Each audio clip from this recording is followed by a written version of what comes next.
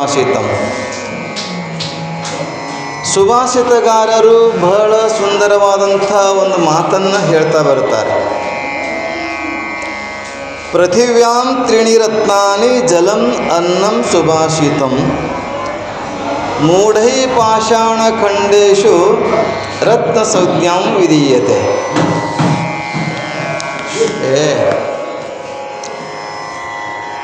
ಹಿರಿಯ ಮನುಷ್ಯಗೆ ಮ್ಯಾಲ ಕೊಡಿಸಿರಲ್ಲ ನೀವು.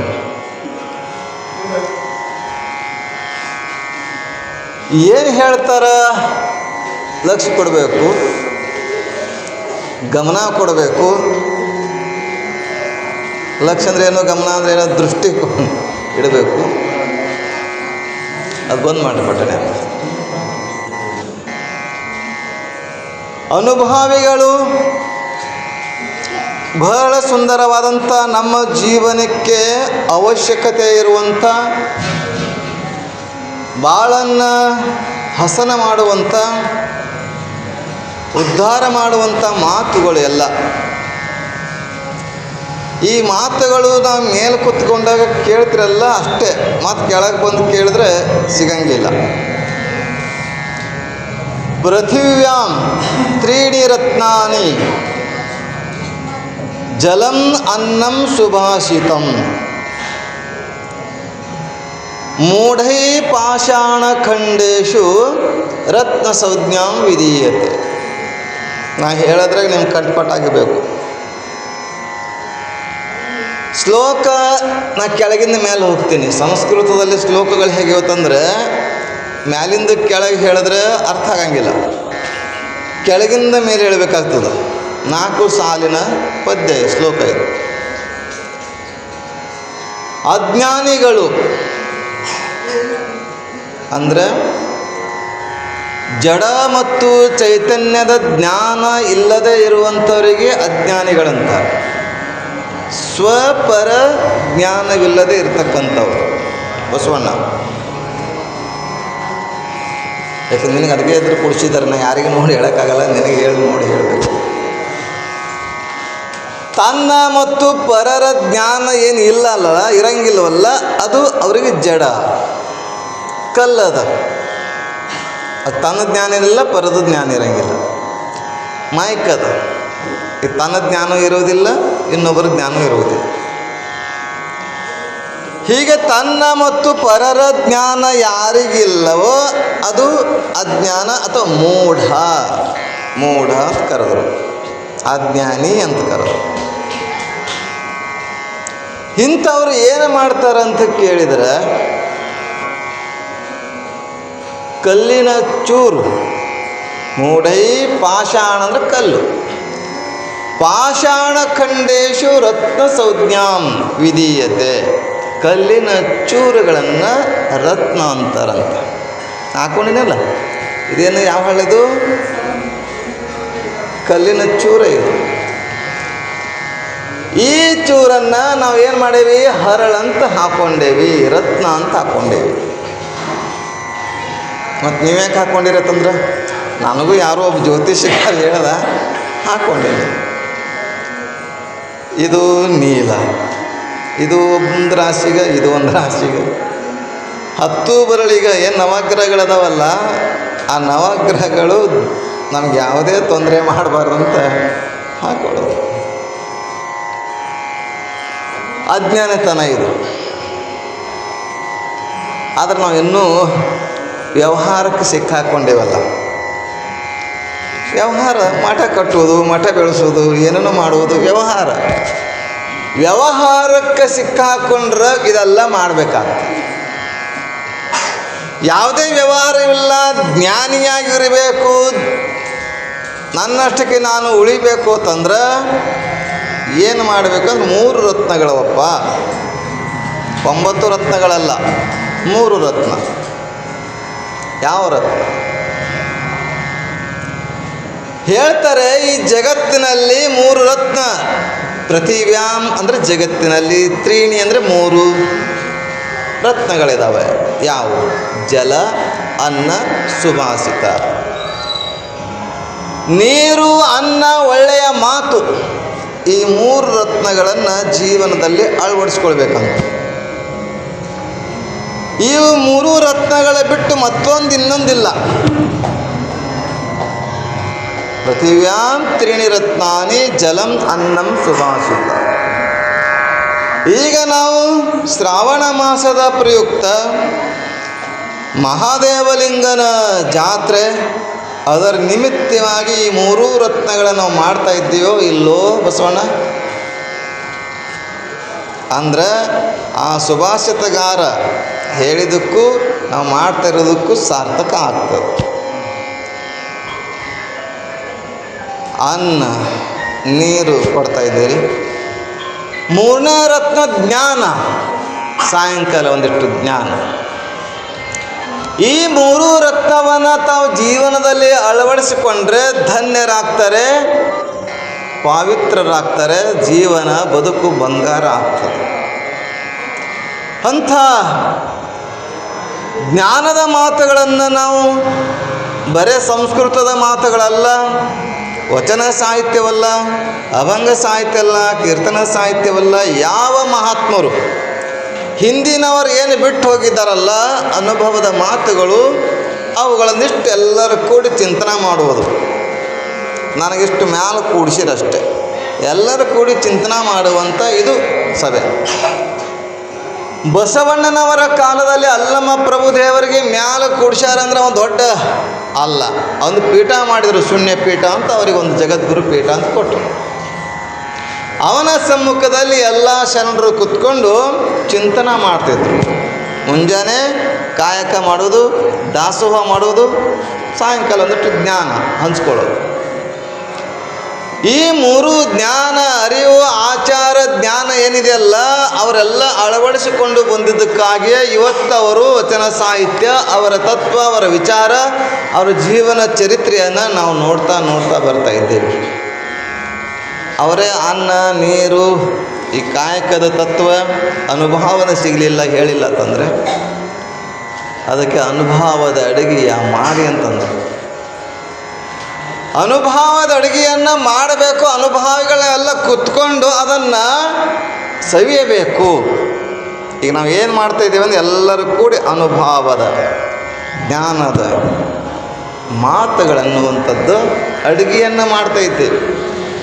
ಇದು ನೆತ್ತಿಯ ಬುತ್ತಿ, ನೆತ್ತಿಯ ಬುತ್ತಿ ಇದು.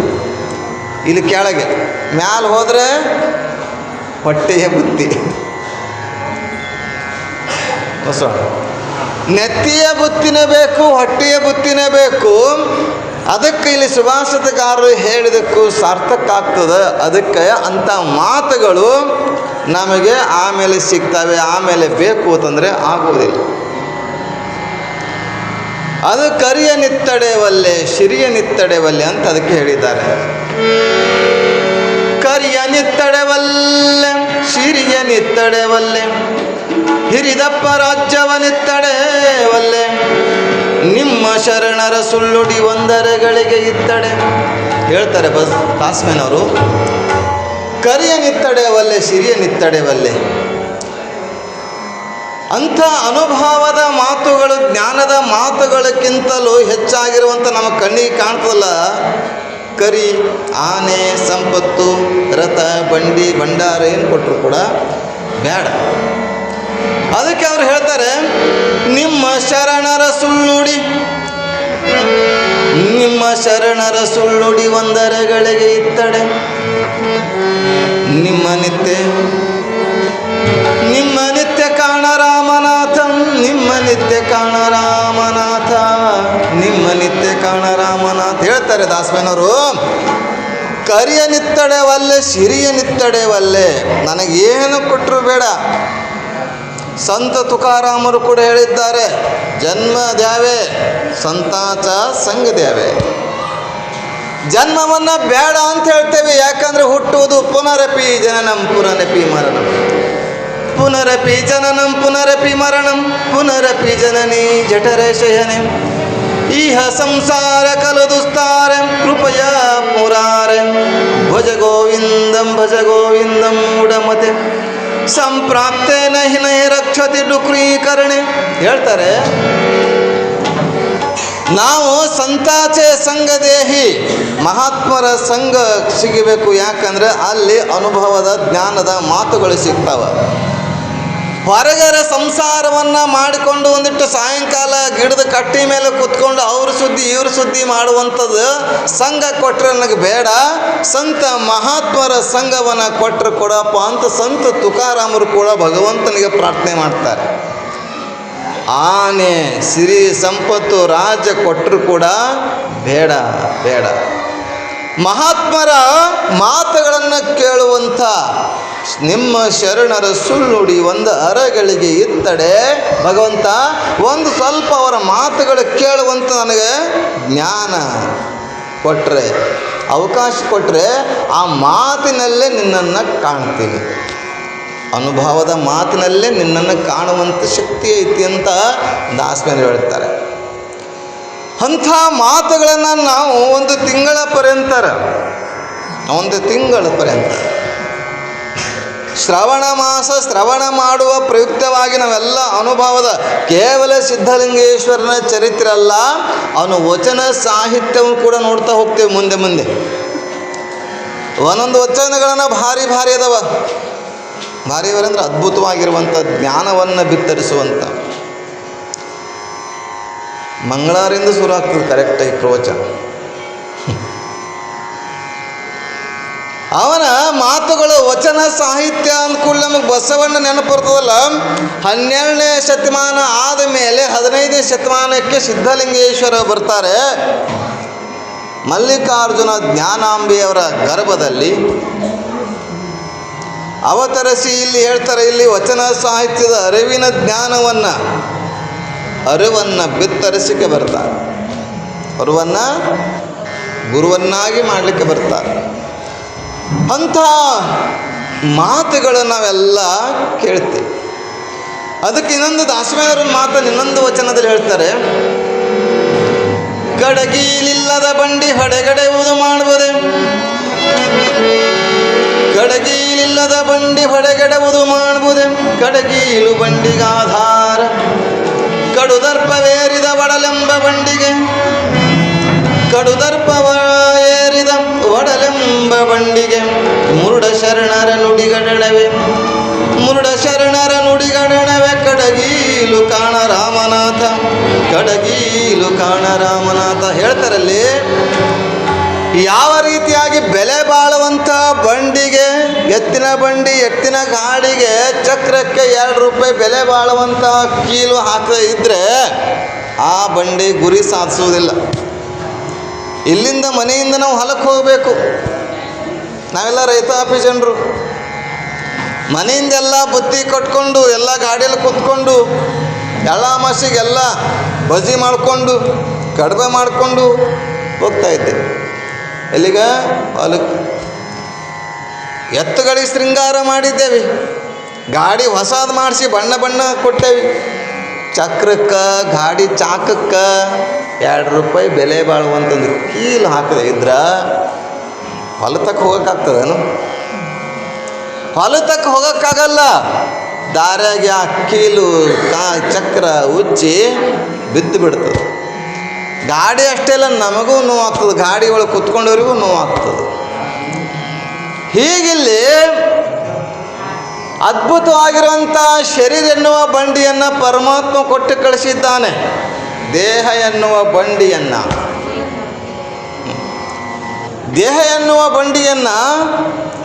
ಕೊಟ್ಟಿದ್ದಾನೆ. ಇದಕ್ಕೆ ಕೀಲು ಹಾಕಬೇಕು. ಯಾವ ಕೀಲಂದ್ರೆ ಇದು ಹೇಳಿದಾರಲ್ಲ, ಪೃಥಿವ್ಯಾಂ ತ್ರಿಣಿರತ್ನಾನಿ ಜಲಂ ಅನ್ನಂ ಸುಭಾಷಿತಂ ಮೂಢೈ ಪಾಷಾಣ ಖಂಡೇಶೋ ರತ್ನ ಸಂಜ್ಞಾಂ ವಿಧೀಯತೆ.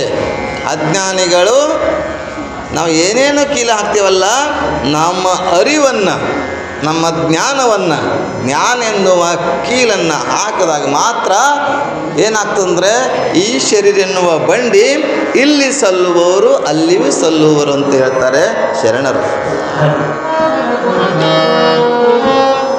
ಇರ್ತಕ್ಕಂಥದ್ದನ್ನು ಸ್ವಲ್ಪ ಜ್ಞಾನದ ಕಡೆಗೆ ಮಾರ್ಗ, ಎಲ್ಲರಿಗೂ ಮಾರ್ಗ ಅದ, ಸ್ವಲ್ಪ ಬದಲಾವಣೆ ಮಾಡ್ಕೋಬೇಕಷ್ಟೆ ಹೋಗುವ ದಾರಿ. ಹಿಂಗೆ ಹೋಗ್ತೇವೆ, ಎಷ್ಟೋ ಜನ ಹೋಗ್ತಾರೆ, ಸ್ವಲ್ಪ ಒಬ್ಬರು ಹಿಂಗೆ ಮಾಡಿದ್ರೆ ಎಷ್ಟು ಆಗ್ತದೆ. ನಮ್ಮವರಷ್ಟೇ ಮಾಡ್ತಾರೆ. ಎಲ್ಲ ನೋಡ್ತೇವೆ, ಬಸ್ನಾಗ ಕೆಲವ್ರು ಹೋಗ್ತಾರೆ, ಯಾವುದೋ ದೇವಸ್ಥಾನ ಕಾಣ್ತದೆ, ಸುಮ್ಮನೆ ಹಿಂಗೆ ಮಾಡ್ತಾರೆ. ಆದರೆ ಏನಂದರೆ ಸಂಸ್ಕಾರ ಇರುವಂಥವ್ರು ಮಾತ್ರ ಇದು ಸಿಗುವಂಥದ್ದು. ಹೀಗಿಲ್ಲಿ ಜ್ಞಾನ, ಅನ್ನ ಮತ್ತು ಸುಭಾಷಿತವನ್ನು ಒಂದು ತಿಂಗಳ ಪರ್ಯಂತರ ನಾವೆಲ್ಲ ಅರಿವಿನ ಗುರುವನ್ನಾಗಿ ಮಾಡಿಕೊಳ್ಳುವಾಗೋಸ್ಕರ ಈ ಮಾತುಗಳು ಮತ್ತೆ ಆಮೇಲೆ ಸಿಗ್ತಾವಂತ ಕೇಳಿದ್ರೆ ಇಲ್ಲ, ಸಿಗುವುದಿಲ್ಲ. ಹೇಗೆ ಕಡಗೀಲು ಬಂಡಿಗೆ ಆಧಾರ ಆಗ್ತಂತ ಹಾಗೆ ಈ ಶರೀರ ಎನ್ನುವ ಬಂಡಿಗೆ ಅನುಭವದ ಶ್ರವಣ ಮಾಸದ ಶ್ರವಣವೇ ನಮಗೆ ಕಡಗೀಲು ಆಗ್ತದೆ. ಅದಕ್ಕೆ ಬಸವಣ್ಣವರು ಅತ್ತಲಿತ್ತು ಹೋಗದಂತೆ ಎಳವನು ಮಾಡಯ್ಯ, ಎಷ್ಟು ಚೆನ್ನಾಗಿ ಹೇಳಿದ್ದಾರೆ. ಅತ್ತಲಿತ್ತು ಹೋಗದಂತೆ ಎಳವನು ಮಾಡಯ್ಯ, ಸುತ್ತಿ ಸುಳಿದು ನೋಡದಂತೆ ಅಂಧಕನ ಮಾಡಯ್ಯ, ಇನ್ನೊಂದು ಕೇಳದಂತೆ ಕಿವುಡನು ಮಾಡಯ್ಯ. ಹೆಂಗೆ ಪ್ರಾರ್ಥನೆ ಮಾಡಿದರು. ಹೇ ಭಗವಂತ, ಹೇ ಮಹಾದೇವ, ಮಹಾದೇವನ ಹತ್ತಿರ ಬಂದು ಏನು ಕೇಳಬೇಕು ನಾವು ಅಂತ ಕೇಳಿದ್ರೆ, ನನಗೆ ಮನೆ ಕೊಡು, ನನಗೆ ಗಾಡಿ ಕೊಡು, ನನಗೆ ಬಂಗ್ಲಾ ಕೊಡು, ನನ್ನ ಮಕ್ಕಳು ಕೊಡು, ನನಗೆ ಆಸ್ತಿ ಕೊಡು, ನನ್ನ ಹೊಲ ಚಂದ ಬೆಳೀಲಿ, ಮಗ್ಗಲ ಮನೆಯವರು ಹೊಲದವ್ರಿಗಿಂತ ನನಗೆ 100 ಪಟ್ಟು ಹೆಚ್ಚಾಗಲಿ, ನಿನಗೆ 100 ಕಾಯಿ ಹೊಡಿತೀನಿ, 100 ಉದಿನ ಕಡೆ ಹಚ್ತೀನಿ. ಅವ ಪಾಪ ಉದಿನ ಕಡೆ ವಾಸನೆ ತೊಗೊಂಡು ಹೊರಗೆ ಬರಬಾರ್ದು, ಅವ್ನು ನೆಗಡಿ ಬಂದು ಇಟ್ಬೇಕು ಅಂತ ಉದಿನ ಕಡ್ಡಿ, ಚೀಪ್ ಆ್ಯಂಡ್ ಬೆಸ್ಟ್ ತೆಂಗಿನಕಾಯಿ ತಂದು ಹೊಡೆಯೋದು. ಅವನು ಪರಮಾತ್ಮ ಆಸೆಗೆ ಸೋಲುವವನಲ್ಲ. ಆಸೆಗೆ ಸೋಲುವವರೆಲ್ಲ ನಾವುಗಳು, ಮನುಷ್ಯರು. ದೇವರು ಆಸೆಗೆ ಸೋಲಲ್ಲ. ಅವನಿಗೊತ್ತು ಯಾರಿಗೆ ಹ್ಯಾಂಗಿರಬೇಕು, ಯಾರಿಗೇನು ಕೊಡಬೇಕು, ಯಾವಾಗೇನು ಕೊಡ್ತಾನೆ, ಯಾವಾಗೇನು ತೋತಾನೆ ಗೊತ್ತಿಲ್ಲ. ತನುವಲಲ್ಲಾಡಿಸಿ ನೋಡುವ, ಮನವನಲ್ಲಾಡಿಸಿ ನೋಡುವ ಅಂತ ಹೇಳ್ತಾರೆ ಶರಣರು. ಹೀಗೆ ನಮ್ಮ ಮನಸ್ಸು ಶರೀರಕ್ಕೆ ಹಾಕಬೇಕು ಒಂದೊಂದು ಕಡೆಗೀಲು, ಒಣಕೀಲು. ಅದಕ್ಕೆ ಮನವೆಂಬ ಮರ್ಕಟನು ತನು ಎಂಬ ವೃಕ್ಷಯವನೇರಿ ಇಂದ್ರಿಯಗಳೆಂಬ ಶಾಖೆ ಶಾಖೆಗೆ ಹಾರುತ್ತಿದೆ ನೋಡ. ನೆಮ್ಮ ಮನ ಎಂಬ ನಿಮ್ಮ ನೆನೆ ಎಂಬ ಪಾಶದಲ್ಲಿ ಕಟ್ಟಿ ಎನ್ನ ಸಲು. ಅಖಂಡೇಶ್ವರ ಜೇವರಿಗೆ ಷಣ್ಮುಖ ಶಿವಿಗಳು ಹೇಳ್ತಾರೆ, ನನ್ನನ್ನು ರಕ್ಷಣೆ ಮಾಡು, ಯಾಕಂದ್ರೆ ನನ್ನ ಮನಸ್ಸು ಮಂಗ್ಯ, ವಾನರ, ಕೋತಿ, ಕ್ವಾಡ್ಗ, ಬಾಲ್ಯ ಯಾವುದಂತ ನಿಮ್ಮ ಕಡೆ ಎಲ್ಲ ಅಂತಾರನು, ಅದು ಒಂದೇ ಗಿಡದಾಗ ಟೊಂಗಿ ಮೇಲೆ ಕೂಡುವುದಿಲ್ಲ ರೀ, ಜಂಪಿಂಗ್ ಒಂದೊಂದು ಕಡೆ.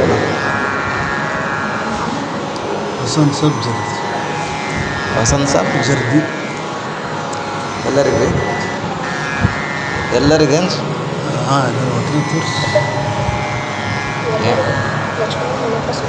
ಕೊಡೋ ನಿಮಿಷ ಹಾಡೀರಿ. ಅನುಭವದ ಮಾತುಗಳನ್ನು ಎನ್ನುವ ಅನುಭವದ ನುಡಿಗಳೆನ್ನುವಂಥದ್ದನ್ನು ಕಡಗಿಲನ್ನಾಗಿ ಉಪಯೋಗ ಮಾಡ್ಕೊಳ್ಬೇಕು ಅಂತ ಮಹಾತ್ಮರು ಹೇಳ್ತಾರೆ. ಕಣ್ಣಿಗೊಂದು ಕಡಗಿಲು ಹಾಕಬೇಕು, ಕಿವಿಗೊಂದು ಕಡಗಿಲು ಹಾಕಬೇಕು, ಕೈಗೊಂದು ಕಡಗಿಲು ಹಾಕಬೇಕು, ಕಾಲಿಗೊಂದು ಕಡಗಿಲು ಹಾಕಬೇಕು. ಆ ಹಾಕುವಾಗೋಸ್ಕರವೇ ಬಸವಣ್ಣ ಅತ್ತಲಿತ್ತ ಹೋಗದಂತೆ ಹೆಳವನ ಮಾಡಯ್ಯ, ಕುಂಟು ಮಾಡು. ಭಗವಂತನ ಹತ್ತಿರ ಬಂದು, ಯಪ್ಪ ಪರಮಾತ್ಮ ಮಹಾದೇವ, ನನ್ನ ಕಾಲುಗಳು ಭಾಳ ಚಂಚಲದವ, ಮನಸ್ಸು ಚಂಚಲತೆಯಿಂದ ಕಾಲುಗಳೇನಾಗಿದೆ ಅಂದರೆ, ನೀ ಕಾಲು ಆ ಕಡೆ ಈ ಕಡೆ ಭಾಳ ತಿರುಗಾಡ್ತಾ ಇದ್ದಾವೆ, ಎಲ್ಲಿಗೆ ಹೋಗ್ಬೇಕು ಅಲ್ಲಿಗೆ ಹೋಗ್ತಾ ಇಲ್ಲ, ಎಲ್ಲಿಗೆ ಹೋಗಬಾರ್ದು ಅಲ್ಲಿಗೆ ಹೋಗ್ತಾ ಇದ್ದಾವೆ. ಸಾಯಂಕಾಲ ಆದ ಕೂಡಲೇ ಎಲ್ಲಿಗೆ ಹೋಗ್ತಾವೆ ಕಾಲುಗಳು?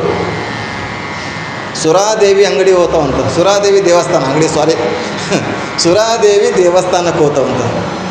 ನಿಮ್ಮಲ್ಲಿ ಯಾರೂ ಇಲ್ಲ ದೇವಸ್ಥಾನ ಐತೇನ್ರಿ ನಿಮ್ಮಲ್ಲಿ? ನಮ್ಮ ಊರು ಎಂಟ್ರಿಗೆ ದೇವಸ್ಥಾನ ಅದ ರೀ. ದೇವಸ್ಥಾನ ಕೈ ಮುಗಿದು ತೀರ್ಥ ತೊಗೊಂಡೆ ಊರಾಗ ಎಂಟ್ರಿ ಆಗ್ಬೋದಕ್ಕೆ ರೀ. ಮುನ್ಸಿಪಾಲ್ಟಿ ಅವ್ರಿಗೆ 10 ಕೊಡ್ತಾರಂತ, ಆ ಸುತ್ತಮುತ್ತೆಲ್ಲ ಕೊಡ್ರಿ ಅಂತ, ಅವರೇ ಕೊಡ್ತಾರೆ. ಸರ್ಕಾರ ನಡೆದ ಅವರಿಂದಲೇ, ಪಾಪ ಏನು ಮಾಡಬೇಕು? ಹೀಗೆ ಕಾಲು ಎತ್ತೆತ್ತೋ ಹೋಗ್ತಾ ಇದೆ, ಕಡೆ ಹೋಗ್ತಾ ಇದ್ದಾವೆ ಕಾಲು. ಅದಕ್ಕೆ ಕಾಲು ಕುಂಟಾಗಿ ಮಾಡಪ್ಪ ಮಹಾದೇವ. ನನ್ನ ಕಣ್ಣುಗಳು ಏನೇನೋ ನೋಡ್ತಾ ಇದ್ದಾವೆ, ಅದಕ್ಕೆ ನೋಡಬಾರ್ದನ್ನು ನೋಡ್ತಾ ಇದ್ದಾವೆ ಕಣ್ಣು, ಕೇಳಬಾರ್ದನ್ನು ಕಿವಿ ಕೇಳ್ತಾ ಇದ್ದಾವೆ. ಅದಕ್ಕೆ ಕಣ್ಣು ಕುರುಡು ಮಾಡು, ಕಿವಿ ಏನು ಮಾಡು, ಕಿವುಡು ಮಾಡು. ಬಸವಣ್ಣ ಹೇಳಿದ್ದು ನಾನಲ್ಲ, ಅನುಭಾವ. ಯಾಕಂದರೆ ಮನಸ್ಸು ಭಾಳ ಚಂಚಲಾಗ್ಯದ. ಮರವೆಂಬ ಮರ್ಕಟನು ತನುವೆಂಬ ವೃಕ್ಷವನೇರಿ ಅಂತ ಹೇಳಿದರೆ ಷಣ್ಮುಖ ಶ್ರೀಗಳು. ಹೀಗಿಂಥ ಮನಸ್ಸು ಚಂಚಲವಾಗಿರುವಂಥ ಮನಸ್ಸನ್ನು ಕಟ್ಟಲಿಕ್ಕೆ ಧ್ಯಾನ, ಪ್ರಾರ್ಥನೆ, ಭಜನೆ. ನಿಮ್ಮ ಪ್ರಶ್ನೆ, ತಾಯಿ ಪ್ರಶ್ನೆ ಮಾಡಿರೋ ಮನಸ್ಸನ್ನು ನಿಲ್ಲಿಸುವುದು ಹೇಗೆ ಅಂತ ಹಲವಾರು ಪ್ರಶ್ನೆಗಳು ಕೊಟ್ಟು ಕೇಳಿದ್ದಾರೆ. ಕೇಳಬೇಕು. ಮನಸ್ಸನ್ನು ನಿಲ್ಲಿಸುವುದು ಹೇಗೆ ಅಂತ ಕೇಳಿದ್ರೆ ಪರಮಾತ್ಮನ ಹತ್ತಿರ ಕುತ್ಕೋಬೇಕು. ಎಲ್ಲೆಲ್ಲೋ ಕುತ್ಕೊಳ್ತೀವಿ, ಅವ್ರ ಜಗಳ, ಅವ್ರ ಚಿಂತೆ, ಅವ್ರ ವಿಚಾರ, ಅವ್ರದ್ದು ಕತೆ, ಯಾರ್ದೋ ಕತೆ ಕೇಳಾಕ ಮನ್ಯಾಗ ಅಡುಗೆ ಮಾಡೋದನ್ನು ಬಿಟ್ಟು ಹೊರಗೆ ಬಂದು ತಲಬಾಕ್ಲಾಗ ಕಟ್ಟಿ ಮೇಲೆ ಕುತ್ಕೊಂಡು ಕೇಳ್ತೇವೆ. ದೇವ್ರ ಮುಂದೆ 1 ಗಂಟೆ 2 ಗಂಟೆ ಕುತ್ಕೊಂಡ್ರೆ ಯಾರಪ್ಪನ ಗಂಟು ಹೋಗಂಗಿಲ್ಲ. ಮತ್ತು ಹೆಚ್ಚಾಗ್ತದೆ ಗಂಟೆ ಹೆಚ್ಚಾಗ್ತದೆ. ನೀವು ನನ್ನ ಪ್ರವಚನ ಅರ್ಧ ತಾಸು ಕೇಳಿದ್ರೆ ನನ್ನ ಗಂಟು ನನ್ನಲ್ಲಿ ಉಳಿತದೆ. 2 ತಾಸು ಕೇಳಿದ್ರೆ ನನ್ನ ಗಂಟು ಖಾಲಿ ಆಗ್ಲಕ್ಕೆ ಶುರು ಆಗ್ತದೆ ಅಲ್ವ? ಇಷ್ಟು ನಿಮ್ಮ ಗಂಟನ್ನು ನೀವು ಉಳಿಸ್ಕೊಳ್ಬೇಕಾಗಿತ್ತಂದ್ರೆ ದೇವರ ಮುಂದೊಂದಿಟ್ಟು ಕಣ್ಣು ಮುಚ್ಚಿ ಕೂಡ್ರಿ. ಕಣ್ಣು ಮುಚ್ಚಿದ್ರೆ ಚಂಚಲ ಆಗ್ತದೆ ಮನಸ್ಸು. ಮೊದಲ ನೇರವಾಗಿ ದೇವರಿಗೆ ನೋಡ್ತಾ ಇರ್ರಿ. ನಿಮ್ಮ ಮನೆ ದೇವರು ನಿಮ್ಮದು ಯಾವ ದೇವರದಲ್ಲ ಅದೊಂದೇ ಇರಬೇಕು. ಜಗಲಿ ತುಂಬ ಹೆಂಗೆ ಗೊತ್ತಾ ಬಸವಣ್ಣ? ತುಳಜಾಪುರಕ್ಕೆ ಹೋದೇವಿ, ಅಂಬಾಬಾಯಿ ತಂದೇವಿ. ಗಾಣಗಾಪುರಕ್ಕೆ ಹೋಗಿ ದತ್ತಾತ್ರೇಯ ತಂದೇವಿ, ಹನುಮೇಂದ್ರಿಗೆ ತಂದೇವಿ, ಬಸವಣ್ಣಗೆ ತಂದೇವಿ, ಗತ್ರಿಗೆ ಭಾಗ್ಯವಂತಿ ತಂದೇವಿ, ತಿರುಪತಿ ತಿಮ್ಮಪ್ಪಗೆ ತಂದೇವಿ. ಎಲ್ಲೆಲ್ಲೆಲ್ಲೆಲ್ಲೆಲ್ಲಿ ಹೋಗ್ತೀವಿ ಎಲ್ಲ ಕಡೆ ದೇವರ ತಂದು ಜಗಲಿ ತುಂಬ ದೇವ್ರು ಇಟ್ಟು ಅವು ಒಂದಕ್ಕೊಂದಕ್ಕೆ ಜಾಗ ಸಾಕಾಗಲಾಗ್ಯವ್ರಿ. ಟಮ್ಟಮೇಲೆ ಪ್ಯಾಸೆಂಜರ್ ತುಂಬಿ ಒಬ್ಬರ ಮ್ಯಾಲೆ ಒಬ್ಬರು ತುಂಬ್ಯಾರ. ಅದಕ್ಕೆ ನನಗೆ ಯಾರ ಮನೆಗೆ ಕರಿತಾ ಇಲ್ಲ ಹಿಂಗೆ ಅಂತಾರೆ ಅಂತೇಳಿ. ಜಗಲಿ ಮ್ಯಾಲೆ ನಮ್ಮ ಟಮ್ಟಮೇಲೆ ನಮ್ಮ ಮುಂಜಾನೆ ನೋಡ್ತೀವಿ ಕಸ ತೆಗಿಯಕ್ಕೆ ಹೋಗ್ತಾರೆ ಪಾಪ ಹೆಣ್ಮಕ್ಳೆಲ್ಲ. ಒಬ್ಬರು ತೊಡೆ ಮೇಲೆ ಒಬ್ಬರು ಕೂತ್ಕೊಂಡು ಹೋಗಿರ್ತಾರಲ್ಲ ಕಸ ತೆಗಿಯಕ್ಕೆ. ಹಾಗೆ ನಮ್ಮ ಮನೆ ದೇವರು ಒಬ್ಬರು ಕಾಲು ಹಚ್ಚಿ ಒಬ್ಬರು ಮೊಳಕಾಲ ಎಲ್ಲ ಒಬ್ರಿಗೊಬ್ರು ಹತ್ತಾ ಇರ್ತಾರೆ. ಯಾವ ದೇವ್ರಂತ ನೋಡಬೇಕು, ಯಾವ ದೇವ್ರಂತ. ಹಾಗೆ ನಾವು ವಿಚಾರ ಮಾಡೋಕ್ಕೂ ನಾವು ದೇವರನ್ನು ನೋಡಲಿಲ್ಲ ಅಂತಂದರೆ ಒಂದು ಲಿಂಗಾರ ಕಥಲ್ಲಿ ನಮ್ಮ ಹತ್ತಿರ ಲಿಂಗದಲ್ಲಿ ಏಕನಿಷ್ಠವಾಗಿ ನೋಡ್ತಾ ಇರಬೇಕು, ತದೇಕ ಚಿತ್ತದಿಂದ. ಲಿಂಗನಿಲ್ಲ, ದೀಪ ಹಚ್ಚಿರಿ, ದೀಪ ನೋಡ್ತಾ ಕುತ್ಕೊಳ್ರಿ. ದೀಪ ನೋಡ್ತಾ ಕುತ್ಕೊಂಡಾಗ ಒಂದಿಷ್ಟು ಮೊದಲು ಕಣ್ಣಾಗ ನೀರು ಹೋಗ್ತಾವ. ಲಿಂಗ ನೋಡ್ತಾ ಇದ್ರೆ ಮೊದಲು ಕಣ್ಣಾಗ ನೀರು ಹೋಗ್ತಾವ. ಯಾಕಂದ್ರೆ ಎಂದೂ ಭಾಳಷ್ಟು ಸಲ ಕಣ್ಣು ತೆಗೆದು ನೋಡಿಲ್ಲ ನಾವು. ಕಣ್ಣು ಬಡ್ಲಾರದೆ ನೋಡ್ತಾ ಇರಬೇಕು, ಏಕದೃಷ್ಟಿಯಾಗಿ ನೋಡ್ತಾ ಇದ್ರೆ ಕಣ್ಣಿನ ತೇಜಸ್ಸು ಜಾಸ್ತಿ ಆಗ್ತದೆ, ಕಣ್ಣಿಗೆ ಚಸ್ಮಾ ಬರುವುದಿಲ್ಲ. ಬಸವಣ್ಣ ಅರ್ಧ ಕಣ್ಣು ಮತ್ತು ಆಗಲ್ ಕಣ್ಣು ಹಂಗೆ ದೊಡ್ಡ ನೋಡೋಲ್ಲ. ಸೂಕ್ಷ್ಮ ನೋಡ್ತಾ ಇರಬೇಕು, ಕಣ್ಣಿಗೆ ನೀರು ಹೋಗಬೇಕು, ಕಣ್ಣು ಸ್ವಚ್ಛ ಆಗ್ತದೆ. ಕಣ್ಣಲ್ಲಿ ಶಕ್ತಿ ಬರ್ತದೆ. ಆ ಕಣ್ಣಿನಿಂದ ನಮ್ಮಲ್ಲಿ ಶಕ್ತಿ ಬಂತು ಅಂದರೆ ಯಾರಿಗಾದರೂ ನೋಡಿ ಒಳ್ಳೇದಾಗಲಿ ಅಂತ ಕಣ್ಣು ದೃಷ್ಟಿ ಬಿಟ್ಟರೆ ಸಾಕು, ಒಳ್ಳೇದಾಗ್ತದೆ. ಕೆಟ್ಟ ದೃಷ್ಟಿ ಬಿಟ್ಟರೆ ಕೆಟ್ಟ. ಹೀಗೆ ಆಗಬಾರ್ದು ಅನ್ನೋಗೋಸ್ಕರ ಮನಸ್ಸಿನ ಚಂಚಲ ಬಹಳದ ಚಂಚಲತೆ.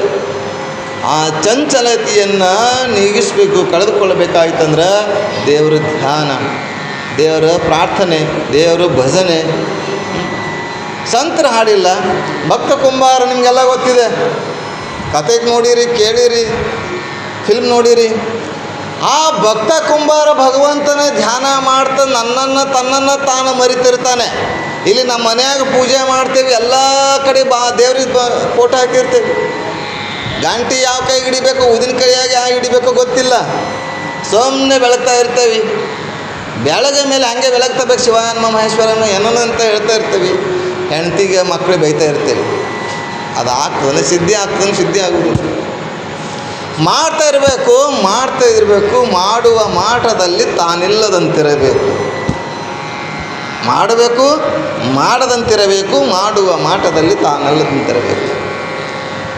ಹೀಗೆ ನಮ್ಮ ಮನಸ್ಸಿನ ನಿಯಂತ್ರಣಗೋಸ್ಕರ ದೇವರ ಧ್ಯಾನ, ಭಜನೆ, ಅಂಥ ಒಳ್ಳೆಯ ಚರಿತ್ರೆಗಳನ್ನು, ಕಥೆಗಳನ್ನು ಓದೋದು. ನಾವು ಏನು ಮಾಡೀವಿ, ಮೊಬೈಲ್ಗೆ ಅಂಟ್ಕೊಂಡು ಬಿಟ್ಟೇವಿ, ಸಣ್ಣವರು ದೊಡ್ಡವರೆಲ್ಲ.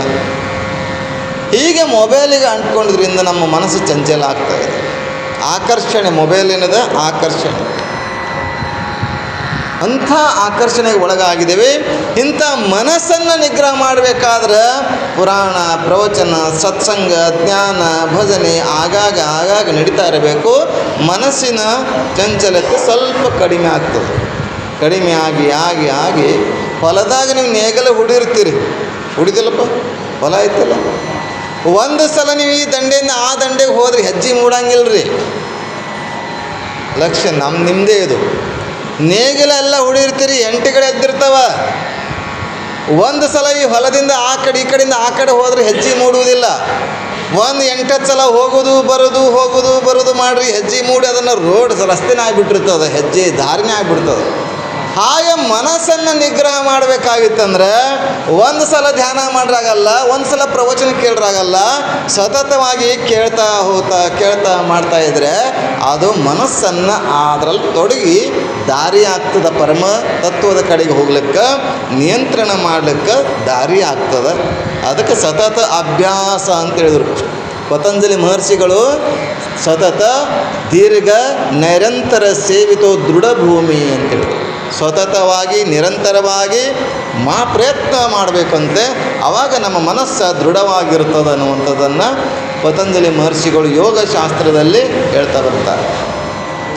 ಅಂಥ ನಿಯಂತ್ರಣವನ್ನು ಮಾಡಲಿಕ್ಕೆ ಹಲವಾರು ರೀತಿಯಲ್ಲಿ ಹಲವಾರು ಶರಣರು ಹೇಳ್ತಾ ಹೋಗ್ತಾರೆ. ನಿಮಗೆಲ್ಲ ಗೊತ್ತಿದೆ, ಬುದ್ಧ ಭಗವಂತ. ಬುದ್ಧ ಅವನು ಮೊದಲು ಸಿದ್ಧಾರ್ಥ ಇದ್ದ, ಆಮೇಲೆ ಬುದ್ಧ ಆಗ್ತಾನೆ. ಬುದ್ಧ ಭಗವಂತ ಪ್ರಾರಂಭದಲ್ಲಿ ಮೌನವಾಗಿದ್ದ, ನಂತರ ಮಾತಾಡೋಕ್ಕೆ ಪ್ರಾರಂಭ ಮಾಡ್ದ. ಅದಕ್ಕೆ ನಮ್ಮ ಸಂತರು ಮೂಕನಾಗಬೇಕು ಜಗದಳು ಜ್ವಾಕ್ಯಾಗಿರಬೇಕು ಅಂತ ಹೇಳಿದ್ರು. ಮೂಕಾಗಿದ್ದ ಮೊದಲು ಬುದ್ಧ ಮೌನವಾಗಿದ್ದ, ಮತ್ತೆ ಆ ನಂತರದಲ್ಲಿ ಮಾತಾಡೋಕ್ಕೆ ಪ್ರಾರಂಭ ಮಾಡ್ದ. ಬೌದ್ಧ ಧರ್ಮವನ್ನು ಬೆಳಕ್ಕೆ ಪ್ರಾರಂಭ ಆಯಿತು. ಬೌದ್ಧ ಧರ್ಮವನ್ನು ಪ್ರಚಾರ ಆಯಿತು. ಅವನ ಪ್ರವಚನವನ್ನು, ಅವನ ಜ್ಞಾನವನ್ನು ಸವಿಲಿಕ್ಕೆ ತಂಡೋಪತಂಡವಾಗಿ ಜನ ಎಲ್ಲಿಂದೋ ಕೇಳಕ್ಕೆ ಬರ್ತಿದ್ರಂತೆ. ಈ ಊರಿಗೆ ಬಂದರೆ ಸಾಕು, ಸುತ್ತಮುತ್ತಲಿನವರೆಲ್ಲ ಗಾಡಿ ಕಟ್ಕೊಂಬರೋರಂತೆ. ಅಂಥ ಬುದ್ಧನ ಪ್ರವಚನವನ್ನು ಕೇಳಲಿಕ್ಕೆ ಹಲವಾರು ಜನ ಬರ್ತಿದ್ರು, ಒಬ್ಬ ಮಾತ್ರ ಬರ್ತಿದ್ದಿಲ್ಲಂತೆ. ಎಲ್ಲರೂ ಬಂದು ಬುದ್ಧನ ಪ್ರವಚನವನ್ನು ಕೇಳ್ತಿದ್ರು, ಆದರೆ ಈತ ಕೇಳ್ತಿದ್ದಿಲ್ಲ. ಆ ಹುಡುಗ, ಯುವಕ ಕೇಳ್ತಿದ್ದಿಲ್ಲ. ಯಾವಾಗಲೂ TV, ಮೊಬೈಲು, ಕಂಪ್ಯೂಟ್ರು ಅದ್ರಾಗ ಇರ್ತಿದ್ದ. ಆವಾಗ ಏನಾಯ್ತು, ತಂದೆ ಹೇಳ್ತಾನೆ, ಅವರಪ್ಪ ಹೇಳ್ತಾನೆ, ನೋಡು ಬುದ್ಧನ ಪ್ರವಚನ ಸಿಗೋದು ಅಪರೂಪ, ಅವ್ರ ದರ್ಶನ ಸಿಗೋದು ಅಪರೂಪದ. ಅವ್ರ ಪ್ರವಚನ ಕೇಳು, ಅವ್ರ ದರ್ಶನ ಮಾಡು, ಅವ್ರ ಆಶೀರ್ವಾದ ಪಡಿ, ನಿಂಗೆ ಒಳ್ಳೇದಾಗ್ತದೆ ಅಂತಂತಾನೆ ಅಪ್ಪ. ಮಗ ಅಂತಾನೆ, ಎಲ್ಲಿದವರಪ್ಪ, ಪುರಾಣ ಎಂಬುದು ಪುಂಡರಗೋಷ್ಠಿ, ಶಾಸ್ತ್ರ ಎಂಬುದು ಸಂತಿ ಸುದ್ದಿ. ನಮಗೆ ಯಾಕೆ ಪುರಾಣ, ವಯಸ್ಸಾಗ್ಯದ ನಿಮಗೆ ಪುರಾಣ ಪುಣ್ಯಕಥೆ ನಮ್ಗೆ ಯಾಕೆ? ನೀವು ಎಲ್ಲ ಕಾಲು ಆ ಕಡೆ ಚಾಚಾಗತ್ತೀರಿ, ನೀವು ಪುರಾಣ ಪ್ರವಚನ ಕೇಳಿ ಮುಂದೆ ಒಳ್ಳೆ ಲೋಕ ಪಡಿಬೇಕಾಗ್ಯದ, ನೀವು ಹೋರಿ ಅಂತ. ಪುರಾಣ ಪ್ರವಚನ ವಯಸ್ಸು ಮುಖ್ಯ ಅಲ್ಲ, ಮನಸ್ಸು ಮುಖ್ಯ ಅಲ್ಲ. ಆ ಮನಸ್ಸನ್ನು ಅಂತಾನೆ ಹುಡುಗ, ನಾನು ಹೋಗಲ್ಲಂತಾನೆ. ನೋಡು, ನಾನು ಇವತ್ತು ಪ್ರವಚನ ಇರ್ತದೆ, ನೀವು ಹೋದಿ ಅಂತಂದ್ರೆ ನಿಂಗೆ 100 ರೂಪಾಯಿ ಕೊಡ್ತೀನಿ ಅಂತ ಅಪ್ಪ. ನಿನಗೆ 100 ವರಹ ಕೊಡ್ತೀನಿ, 100 ಬಂಗಾರದ ನಾಣ್ಯಗಳನ್ನು ಕೊಡ್ತೀನಿ. ವರಹ ಅಂತ ಆಗಿನ ಕಾಲದ, ಬುದ್ಧನ ಕಾಲ ವರಹ ಅಂದರೆ ಬಂಗಾರ ನಾಣ್ಯ. 100 ಬಂಗಾರದ ನಾಣ್ಯವನ್ನು ಕೊಡ್ತೀನಿ, ನೀನು ಪ್ರವಚನಕ್ಕೆ ಹೋದರೆ. ಎದಕ್ಕೆ ಹೋದ್ರೆ? ಆಶಾ ತೋರಿಸಿ. ಈಗ ಸಾಲಿಗೆ ಹೋಗಂಗಿಲ್ಲಲ್ಲ ಮಕ್ಕಳು, ಆ ಮಕ್ಕಳಿಗೆ ಸಾಲಿಗೆ ಕಳಿಸ್ಬೇಕಾದ್ರೆ ಏನು ಮಾಡ್ತೇವೆ? ಚಾಕ್ಲೇಟ್ ಕೊಟ್ಟು ಕಳಿಸ್ತೇವೆ. ಹಂಗೆ ಅಪ್ಪ ಇದನ್ನು ತೋರಿಸ್ದ, ನೋಡು ಹೋಗು 100 ರೂಪಾಯಿ ಕೊಡ್ತೀನಿ ನಿನಗೆ. ಹೋದ. ಬುದ್ಧನ ಪ್ರವಚನ ಶುರುವಾಗಿತ್ತು. ಕೇಳಕ್ಕೆ ಹಲವಾರು ಜನ ಕೂತಿದ್ರು. ಇವನು ಹೋಗಿ ಕೂತ್ಕೊಂಡ ಕೇಳ್ದ. ಮನೆಗೆ ಬಂದ ಮೇಲೆ ಅಪ್ಪ ಕೇಳ್ತಾನೆ, ಪ್ರವಚನ ಕೇಳಿ ಬಂದೇನಪ್ಪ ಅಂತೇಳಿ. ಹ್ಞೂ ಕೇಳಿ ಬಂದೆ. ಮತ್ತು ಏನು ಹೇಳಿದರು ಅಂತಂದು, ಏನು ಹೇಳಿದ್ರು ಪ್ರವಚನದಾಗ? ಅವಂತನ ಮಗ, ನೀವು ಹೋಗಂದಿದ್ದು ನಾನು ನೂರು ರೂಪಾಯಿ ಕೊಡ್ತಂದಿದ್ದು, 100 ರೂಪಾಯಿಗೋಸ್ಕರ ನಾವು ಹೋಗೀನಿ ಅಂತ. 100 ರೂಪಾಯಿಗೋಸ್ಕರ ಹೋಗಿದೆಯಲ್ಲ ನೀನು, ಸರಿ ನಾಳೆಗೆ 1000 ರೂಪಾಯಿ ಕೊಡ್ತೀನಿ. ನಿಮ್ಗೆ ಹಾಗೆ ಮಾಡ್ಬೇಕನ? ನಾಳೆಗೆ 1000 ರೂಪಾಯಿ ಕೊಡ್ತೀನಿ. 100 ರೂಪಾಯಿ ಅಲ್ಲ, 1000 ರೂಪಾಯಿ, 1000 ಬಂಗಾರದ ವರಹ ನಾಣ್ಯಗಳನ್ನು ಕೊಡ್ತೀನಿ. ಅವ್ರ ಪ್ರವಚನವನ್ನು ಹೇಳಿದ್ದನ್ನು ಕೇಳಿ ಬಂದು ನನಗೆ ಹೇಳಿದ್ರ, ಏನು ಹೋಗಿ ಕೇಳಿ ಅದು ನನಗೆ ಹೇಳಿದ್ರೆ 1000 ರೂಪಾಯಿ ಕೊಡ್ತೀನಿ. ಅವ ಅಂತಾನೆ ಹುಡುಗ, ಹೋದ್ರೆ 1000 ರೂಪಾಯಿ ಸಿಗ್ತಾವೆ, ಹೋಲಿ ಅಂದ್ರೆ ಅವಂತೂ ಬರೋಂಗಿಲ್ಲ. ಇನ್ನೇನು ಮಾಡಬೇಕು? ದಿನ ಖರ್ಚಿಗೆ ಕೊಡೋತಂದ್ರೆ 10 ರೂಪಾಯಿ 20 ರೂಪಾಯಿ ಕೊಡವ ಅಪ್ಪ 100 ಅಲ್ಲ 1000 ರೂಪಾಯಿ ಕೊಡ್ತಾನಲ್ಲ ಅಂತ ತಿಳ್ಕೊಂಡು ಆ ಹುಡುಗ ಪ್ರವಚನ ಕೇಳಕ್ಕೆ ಬರ್ತಾನೆ. ಮರುದಿವ್ಸ ಬುದ್ಧನ ಪ್ರವಚನ ಕೇಳಕ್ಕೆ ಶುರು ಮಾಡ್ದ. ಬುದ್ಧ ಪ್ರವಚನ ಹೇಳ್ತಾ ಇದ್ದಾನೆ, ಆನಂದವಾಗಿ ಹೇಳ್ತಾ ಇದ್ದಾರೆ. ಹಲವಾರು ಜನ ಕೂತಿದ್ದಾರೆ. ಎಲ್ಲರಿಗಿಂತ ಮೊದಲು ಬಂದು ಕೂತಿದ್ದ ಹುಡುಗ. ಎದ್ರಿಗೋಸ್ಕರ? 1000 ರೂಪಾಯಿಗೋಸ್ಕರ. ಹಣ ಅಂದರೆ ಹೆಣ ಬಾಯಿ ತೆಗಿತದಂತ. ಅದಕ್ಕೋಸ್ಕರ ಮುಂದೆ ಬಂದು ಕೂತ್ಕೊಂಡ. ಬುದ್ಧನ ಪ್ರವಚನ ಪ್ರಾರಂಭ ಆಯಿತು. ಆಯಿತು ಮುಗೀತು. ಮುಗಿದ ಮೇಲೆ ಎಲ್ಲ ಮಂಗಳಾರತಿ ಆಯಿತು. ಎಲ್ಲ ಜನ ಎದ್ದು ಹೋದರು. ಬುದ್ಧ ತನ್ನ ಆಶ್ರಮಕ್ಕೆ ಹೋದ. ಯಾರೂ ಇಲ್ಲ. ಅಲ್ಲಿ ಮನ್ಯಾಗ ಅಪ್ಪ ಮಗ ಬರ್ತಾನೆ, ಈಗ ಬರ್ತಾನೆ, ಆಗ ಬರ್ತಾನಂತ ಕಾಯಕತ್ತಾನ ಮಗ ಅಪ್ಪಗೆ. ಅಪ್ಪ ಬಂದ, ನನ್ನ ಮಗ ಇನ್ನೂ ಅಲ್ಲೇ ಇರ್ಬೋದು ಅಂತ ತಿಳ್ಕೊಂಡು ಹುಡ್ಕಾಕೆ ಅವ್ನು ಕರ್ಕೊಂಡು ಹೋಗೋಕೆ ಬರ್ತಾನೆ. ಏನು ಕೂತಿದ್ದ, ಪ್ರವಚನ ಕೇಳಕ್ಕೆ ಕೂತಿದ್ದಲ್ಲ, ಹಾಗೇ ಕೂತಿದ್ದ. ಅಷ್ಟು ಮಗ್ನವಾಗಿ ಕೂತಿದ್ದ. ಅಷ್ಟು ಆನಂದ ಆಗ್ತಾಯಿತ್ತು. ಕೂತಿದ್ದ. ತಮ್ಮ ಹೇಳು ಅಂತಂತ. ಎಲ್ಲಿ ಎಚ್ಚರಿಕಿಲ್ಲ. ಯೋಗ ಹತ್ತಿತ್ತವನಿಗೆ ಪ್ರವಚನದಿಂದ. ಆಗ ಅಪ್ಪ ಬಂದು ಮೈ ಮುಟ್ಟಿ ಹೇಳ್ತಾನೆ, ಹೇಳು. ಆ ಮಗ ಅವಾಗ ಕಣ್ಣು ತೆಗೆದು ಯಾರನ್ನ ಅಂತ ಕೇಳ್ತಾನೆ ಅವನಿಗೆ, ಅಪ್ಪಗೆ ನೀನು ಯಾರು ಅಂತ ಕೇಳ್ತಾನೆ. ನಾನು ನಿನ್ನ ಹಡ್ದಪ್ಪ, ನಿಮ್ಮ ಅಪ್ಪ ಇದ್ದೀನಿ ನಾನು. ಯಾವ ಹಡ್ದಪ್ಪ ನೀನು? ಹೋಗತ್ತೆ. ಯಾವ ಹಡ್ದಪ್ಪ ನೀನು? ಇಲ್ಲೋ ನಿನಗೋಸ್ಕರ 1000 ರೂಪಾಯಿ ತಂದಿನಿ, ತಗೋ ಅಂತಾನೆ. ನಿನ್ನ 1000 ರೂಪಾಯಿ ತೊಗೊಂಡು ಏನು ಮಾಡಲಿ? ನಾನು ಹತ್ತಿರ 100 ರೂಪಾಯಿ ನಿನ್ನ ಕೊಟ್ಟು 100 ರೂಪಾಯಿದ ಈ 100 ರೂಪಾಯಿ ತೊಗೊಂಡು ಹೋಗಂತಾನು. ಅಷ್ಟು ಏಕಾಗ್ರತೆ ಆಗಿತ್ತು. ಹಾಗೆ ಪ್ರವಚನದಿಂದ ತಮ್ಮ ಮನಸ್ಸನ್ನು ನಿಗ್ರಹ ಮಾಡೋಕ್ಕೆ ಸಾಧ್ಯವಿದೆ. ಜೀವನವನ್ನು ಬದಲಾವಣೆ ಮಾಡ್ಕೊಳ್ಳೋ ಸಾಧ್ಯವಿದೆ. ಅಪ್ಪ ಅವತ್ತು ಮಾತು ಹೇಳಿದ್ದಕ್ಕಾಗಿ ಮುಂದೆ ಬುದ್ಧನ ಶಿಷ್ಯನಾಗ್ತಾನವ. ಅಂಥ ಜ್ಞಾನ ರತ್ನವನ್ನು ಅಲಂಕರಿಸಿಯಾದೊಡೆ ನಿನಗಿಂತಲೂ ಸಿರಿವಂತರು ಯಾರು ಇಲ್ಲ ನೋಡ ಈಶ್ವರ. ಭೂಮಿ ನಿನ್ನದಲ್ಲ, ಹೇಮ ನಿನ್ನದಲ್ಲ, ಕಾಮಿನಿ ನಿನ್ನವಳಲ್ಲ, ಅದು ಜಗಕ್ಕಿಕ್ಕಿದ ಬೀದಿ. ಅಂಥ ಜ್ಞಾನ ರತ್ನವನ್ನು ಕೆಳಗುಡದೆ ಅಲಂಕಾರ ಮಾಡಿದ್ದೇ ಆದರೆ ಏನಾಗ್ತಂತ ಕೇಳಿದರೆ ಶ್ರೀಮಂತರಾಗ್ತೇವೆ ನಾವು. ಹೊರಗಿನ ಶ್ರೀಮಂತಿಕೆ, ಹೊರಗಿನ ಮನೆ ಬಂಗಲೆ ಇವತ್ತು ನಾ ಗಳಿಸೀನಿ, ಮುಂದೆ ಯಾರು ಅನುಭವಿಸ್ತಾರೋ ಗೊತ್ತಿಲ್ಲ. ನಾನು ಇರುವುದರೊಳಗೆ ನಾನು ಚೆನ್ನಾಗಿರಬೇಕು, ಉಂಡು ಉಟ್ಟು ಮಜಾ ಮಾಡಿ ಹೋಗ್ಬಿಡ್ಬೇಕು, ಆನಂದವಾಗಿದ್ದು. ಅವರಿಗಾಗಿ ಮಾಡಬಾರ್ದು. ಅದಕ್ಕೆ ಕೊಟ್ಟಿ ಸಂಸಾರ ಬಿಟ್ಟು ನೀ ಬಾರ, ಎಷ್ಟಿದ್ದರೇನು ಒಂದಿನ ಹೋಗುವುದು ನಿರ್ಧಾರ. ಆಯ್ತನಪ್ಪದು? ಕೊಟ್ಟಿ ಸಂಸಾರ ಬಿಟ್ಟು ನೀ ಬಾ, ಎಷ್ಟಿದ್ರೆ ಒಂದಿನ ಹೋಗೋದು ನಿರ್ಧಾರದ. ಅದಕ್ಕೆ ಯಾಕೆ ಬಡ್ದಾಡ್ತಿ? ಬಡ್ದಾಡ್ಬೇಡಪ್ಪ, ಕೊಟ್ಟಿ ಸಂಸಾರ ಬಿಟ್ಟು ಬಾ ಅಂತ ಇಲ್ಲಿ ಸಾಹಿತಿಗಳು ಕವಿಗಳು ಹಾಡ್ತಾರೆ. ಹೀಗೆ ಕೊಟ್ಟಿ ಸಂಸಾರ ಇರುವುದೆಲ್ಲ ಗೊತ್ತಿದೆ, ಬಿಟ್ಟು ನಾವು ಬರೋಕ್ಕಾಗ್ತಾ ಇಲ್ಲ. ಹೆಂಡರು ಮಕ್ಕಳು ನಿನಗಿಲ್ಲ ಯಾರು, ಬಂಡಿ ತುಂಬ ಬಳಗ ನಿನಗೆ ಇದ್ದಾರೆ. ಏನೆಲ್ಲ ಐತಿ, ಕೊನೆಗೆ ಎದಕ್ಕೆ ಅಳ್ತಾರತ್ತಂದ್ರೆ ನಾವು ಗಳಿಸಿದಕ್ಕೆ ಸಂಪತ್ತಿಗಾಗಿ ಅಳ್ತಾರೆ, ಮನೆಗಾಗಿ ಅಳ್ತಾರೆ, ಆಸ್ತಿಗಾಗಿ ಅಳ್ತಾರೆ, ನನಗಾಗಿ ಅಳುವುದಿಲ್ಲ. ಇಷ್ಟೆಲ್ಲ ಗಳಿಸಿ ಉಣಕ್ಕಾಗ್ತಾ ಇಲ್ಲ ನಮಗೆ. ಮೈ ತುಂಬ ರೋಗ, ಹುಟ್ಟೋದು ಆಸ್ಪತ್ರೆಗೆ, ಸಾಯೋದು ಅಲ್ಲೇ. ಅದು ಪಾಪ ಹೆಣ್ಮಗಳು ನಿಂತದಂದ್ರೆ ಗೊತ್ತಾದ್ರೆ ಸಾಕು, ಗುಳಿಗೆ ಚಾಲೂನಿ. ಕೆಲಸ ಹಚ್ಚಂಗಿಲ್ಲ, ಮೈಗಳನ್ನ ಮಾಡಿ ಕೂಡಿಸ್ಬಿಡ್ತಾರೆ ಅವರು. ಏನು ಅದೈತೆ ಸುಮ್ಮ ಕೂಡ ನೀನು. ಅದು ಏನು ಕೂಡಿಸಿರ್ತಾರಲ್ಲ, ಆಕೆ ಕೊನೆಯವರೆಗೆ ಕೂತೇ ಇರ್ತಾಳೆ, ಅತ್ತಿಗೆ ಕೆಲಸ ಹಚ್ಕೋತಿರ್ತಾಳೆ. ಒಂದು ಸಲ ಕೂಡಿಸಿರ್ತೀರಿ ನೀವು. ಹಿಂದಿನವ್ರು ಏನು ಆನಂದವಾಗಿದ್ದರು, ಕಸ ತೆಗ್ಯಾಕೆ ಹೋಗ್ತಿದ್ರು, ನೀರು ತರಕ್ಕೆ ಹೋಗ್ತಿದ್ರು, ಹಬಸ ಹೊಡಿತಿದ್ರು, ಬಾಯ ನೀರು ಸೇರ್ತಿದ್ರು, ಕುಡ್ತಿದ್ರು, ಬೀಸ್ತಿದ್ರು. ಹೀಗೆಲ್ಲ ಮಾಡಿ ಕಸ ತೆಗಿತಾ ತೆಗಿತಾ ಹಡ್ದವ್ರು ಅದಾರ ನಮ್ಮನ್ನು ನೋಡ್ತೇವೆ.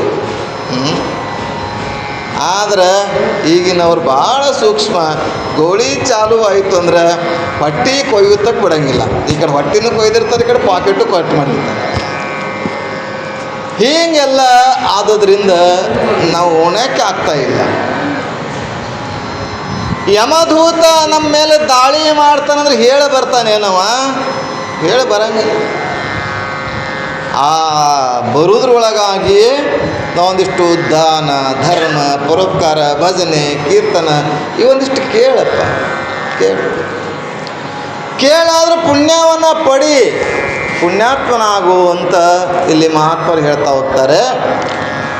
ಹಾಗಿಲ್ಲಿ ಮಲ್ಲಿಕಾರ್ಜುನ ಜ್ಞಾನಾಂಬೆ ತಾನು ಬಂದಿತನವನ್ನು ಕಳೆದುಕೊಳ್ಳುವಗೋಸ್ಕರ, ಯಾಕಂದರೆ ಅಪುತ್ರಸ್ಯ ಗತಿರ್ನಾಸ್ತಿ ಅದು ವ್ಯತ್ಯಾಸ ಮಾಡಿದ್ದಾರೆ.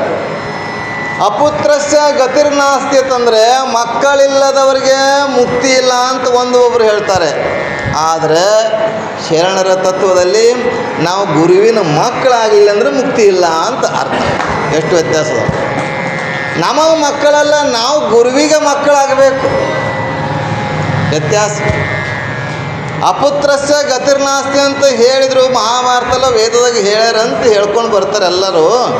ಆದರೆ ನಾವು ಹುಟ್ಟಿದ ಮೇಲೆ, ಜಗತ್ತಿಗೆ ಈ ಭೂಮಿಗೆ ಬಂದ ಮೇಲೆ ನಾವೆಲ್ಲ ಗುರುಪುತ್ರನಾಗಲಿಲ್ಲ. ಭಾಳ ಸುಮಾರ ಗುರುಪುತ್ರನಾಗದಿದ್ದರೆ ಸುಮಾರ. ಹೀಗೆ ನಾವು ಸುಮಾರು ಆಗದೇ ಇರಬೇಕು, ಸುಮಾರು ಆಗಬಾರ್ದು ಅನ್ನೋಗೋಸ್ಕರ ಏನು ಮಾಡಬೇಕು? ಗುರುಪುತ್ರ ಆಗಬೇಕು, ಜ್ಞಾನದ ಪುತ್ರ ಆಗಬೇಕು, ಪರಮಾತ್ಮನ ಪುತ್ರ ಆಗಬೇಕು. ಇಲ್ಲಿ ಜ್ಞಾನಾಂಬೆ ಮತ್ತು ಮಲ್ಲಿಕಾರ್ಜುನ ಸತತವಾಗಿ ಗುರುಪುತ್ರರಾಗಿದ್ದಾರೆ. ಚನ್ನಬಸವ ಸ್ವಾಮಿಗಳವರು, ಹರದನಹಳ್ಳಿಯ ವಿರಕ್ತ ಮಠದ ಸ್ವಾಮಿಗಳು, ಅವರ ಸೇವೆಯನ್ನು ಮಾಡುತ್ತಾ ಅವರ ಧ್ಯಾನ, ಭಗವಂತನ ಧ್ಯಾನ, ಭಗವಂತನ ಚಿಂತನೆ, ಪುರಾಣ ಕೀರ್ತನ ಎಲ್ಲವನ್ನು ಕೇಳ್ತಾ ಎಲ್ಲ ಇದ್ದರೂ ಕೂಡ ಮಕ್ಕಳ ಭಾಗ್ಯ ಒಂದು ಇರಲಿಲ್ವಲ್ಲ. ಅವ್ರು ಯಾವಾಗಲೂ ಪರಮಾತ್ಮನಿಗೆ ಏನು ಕೇಳ್ತಿದ್ರು? ತನ್ನ ಬಂಜೇತನವನ್ನು ಕಳಿ, ಬಂಜೇತನವನ್ನು ಕಳಿಯಂತ ಕೇಳ್ಕೊತಾ ಇದ್ದಾಳೆ ತಾಯಿ. ನಮಗನ್ನಿಸ್ತದೆ, ನಾವು ಮುಂಜಾನಿಂದ ಸಂಜೆಯವರೆಗೆ ಯಾವುದಾದ್ರೂ ಒಂದು ವಿಚಾರ, ಯಾವುದಾದ್ರೂ ಚಿಂತನೆ, ಯಾವುದಾದ್ರೂ ಒಳಗೆ ಮನಸ್ಸಾಗಿದ್ರೆ ಕನಸ್ದಾಗ ಅವೇ ಬರ್ತಾವಲ್ಲಪ್ಪ. ನಿನಗೇನಾದ್ರೂ ಬಂದವನು? ಯಾವಾದ್ರೆ ಕೆಲಸ ಆಯ್ತಂತ ತಿಳ್ಕೊ, ಮನಸ್ಸು ಹಗರಾಗಿರ್ತದೆ. ಅವಾಗ ಏನಾಗ್ತಂದ್ರೆ ಕನಸು ಬೀಳ್ತದೆ. ಕನಸ್ದಾಗ ಏನಾಗ್ತದೆ? ಆಕಾಶದಲ್ಲಿ ಹಾರಾಡ್ದಂಗೆ ಅನಿಸ್ತೈತಿ. ಯಾವ್ದಾರ ಮೇಲೆ ಸಿಟ್ಟಿತ್ತರ ತಿಳ್ಕೊ, ಜಗಳ ಆಡಿದ್ದು ಮಧ್ಯಾಹ್ನದಾಗತ್ತಂದ್ರೆ ರಾತ್ರಿ ಎಲ್ಲ ಬಾಯಿ ಬಂದಾಗ ಬೈಯೋದು. ಯಾಕೆ ಎದುರು ಬೈಯೋಕ್ಕಾಗಲ್ಲ. ಹಿಂಗೆ ಆಗ್ತದೆ. ಯಾವನೋ ಒಬ್ಬ ಹೇಳ್ತೀನಿ, ದೇವಸ್ಥಾನಕ್ಕೆ ಹೋಗಿ ಬಂದ. ಯಾವ ದೇವಸ್ಥಾನ? ಮಾದೇವ ದೇವಸ್ಥಾನಕ್ಕಲ್ಲ, ಸುರಾದೇವಿ ದೇವಸ್ಥಾನಕ್ಕೆ. ಸುರಾದೇವಿ ದೇವಸ್ಥಾನಕ್ಕೆ ಹೋಗಿ ಬಂದ. ಅಲ್ಲಿ ದರ್ಶನ ಮಾಡಿ ತೀರ್ಥ ತೊಗೊಂಡ. ಸ್ವಲ್ಪ ತೊಗೊಂಡ್ರೆ ನಡೀತದ, ಏನಾದಿಟ್ಟು ತಗೋ, ಹಾಕ್ಕೊಂಡು ಎಷ್ಟು ಕುಡ್ದ ಅವನಿಗೆ ಗೊತ್ತ, ನನಗೆ ಗೊತ್ತಿಲ್ಲಪ್ಪ. ಮತ್ತು ನೀವು ನೋಡೋಕೆ ಹೋಗಿರೋದು ಕೇಳಿದ್ರೆ ಏನು ಮಾಡಲ ನಾನು? ಭಾಳ ಕಷ್ಟ ಆಗ್ತದೆ. ಅವ ಹೀಗೆ ಬಂದ. ಬರಬೇಕಾದ್ರೆ ಅವಂತಾನೆ, ಏನಪ್ಪ ಮುನ್ಸಿಪಾಲ್ಟಿಯವರು ರೋಡ ವಂಕ್ ಮಾಡ್ಯಾರಲ್ಲ ಅಂತ. ನಾವು ಮುನ್ಸಿಪಾಲ್ಟಿ ಎರಡು ದಡ್ರದಾರ, ರೋಡ್ ವಂಕ್ ಮಾಡ್ಯಾರಲ್ಲ. ವಂಕ ರೋಡಲ್ಲಪ್ಪ, ನೀ ವಂಕ ನಡೀತಾ ಇರೋದು. ಆ ಕಡಮ್ಮ ಗಾಡಿ ಹಾಯ್ತಾನೆ, ಈ ಕಡಮ್ಮ ಗಾಡಿ ಹಾಯ್ತಾನೆ. ನೀವು ಯಾರೂ ಅಲ್ಲ, ಮತ್ತು ಇವತ್ತು ನಿಮ್ಮ ಮೇಲೆ ಹಾಕೊಂಡ್ರಿ. ನಮ್ಮ ಕಡೆ ಸುದ್ದಿ. ಅವ ಆ ಕಡೆ ಗಾಡಿ ಈ ಕಡೆ ಗಾಡಿ ಹಿಂಗೆ ಅಳ್ಕೊಳ್ಳೋದು. ಭೂಮಿ ಅಳ್ತಿನೇ ಮಾಡ್ತಾನವ್ರೆ, ಎಷ್ಟು ಅಗಲದ, ಎಷ್ಟು ಉದ್ದದ.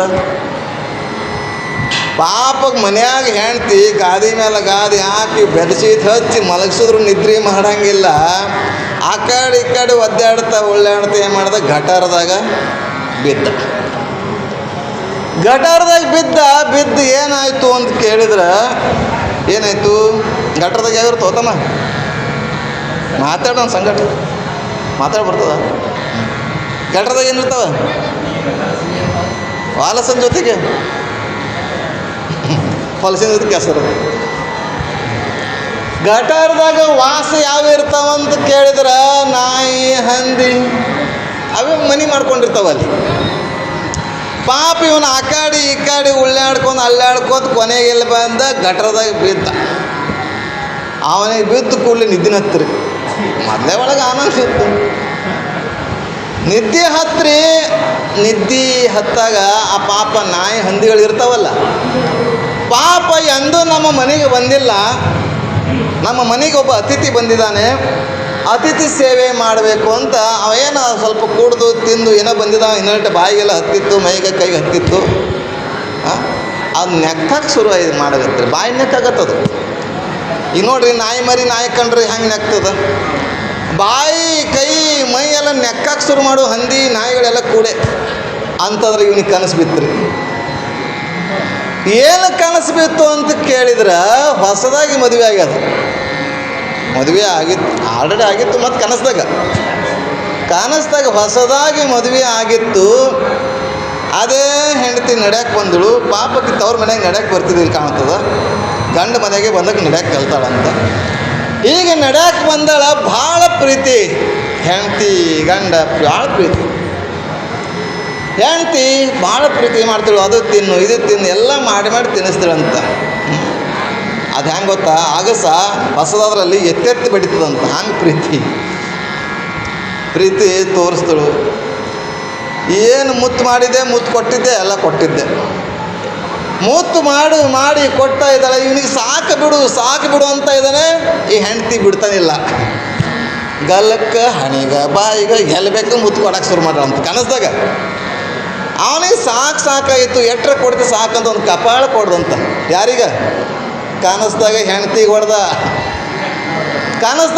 ಹೊಡೆದ. ಸಾಕಂದ್ರೆ ಕೇಳಲಾಗಿದಲ್ಲ, ಸಾಕು ಅಂದ್ರೆ ಕೇಳಲಾಗಿಂದ ಹೊಡೆದ. ಇಲ್ಲಿ ಅವ್ನು ಕನಸ್ದಾಗ ಹೆಂಡ್ತಿಗೆ ಹೊಡೆದಿರ್ತಾನ, ಇಲ್ಲಿ ಏನು ಹೊಡೆದಿರ್ತಾನೆ, ಎಲ್ಲಿ ಹೊಡೆದಿರ್ತಾನೆ ಅಂತಂದರೆ ಹಂದಿಗೆ ಹೊಡೆದಿರ್ತಾನೆ.